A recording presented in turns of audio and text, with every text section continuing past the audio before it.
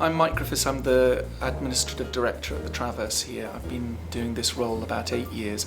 It's a combination job really, it's a general manager role in the building and it's a producer role, producing the work that we create here.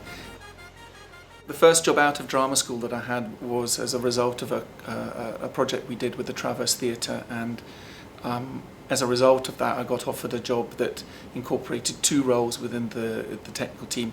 By day I was an assistant carpenter helping out in the workshop to build the sets for the next show, and in the evening I operated the lights and sound for the show as the assistant electrician. The way that I was taught to build stage scenery and the techniques that go with stage scenery. I wasn't taught to be a carpenter, and if I'd been taught to be a carpenter I could have made furniture, I could have made a number of different things, but I wasn't taught that way. I was taught enough to get me by in a theatre environment. Exactly the same with my electrician's training. I was taught how to rig and work with lights, theatre lights. I wasn't taught about electricity or installing it or looking after it to a technically competent, sophisticated level.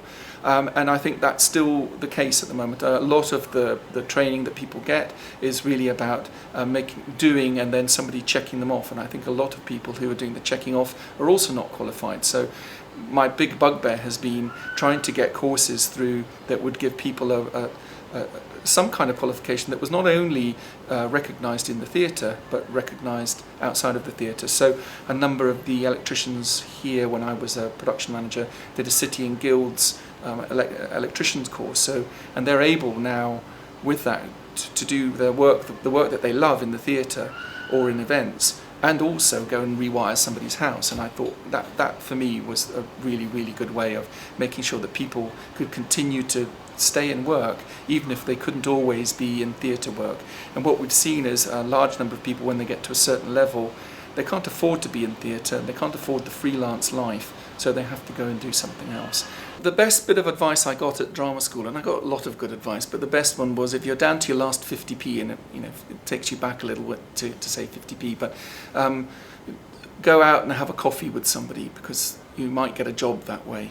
And I have to say, on many occasions I got to Friday night not knowing that I had any work the following week, went for a drink with somebody in the pub, and in the pub somebody said, "What are you doing next week?" and I managed to kind of get some more work out of that.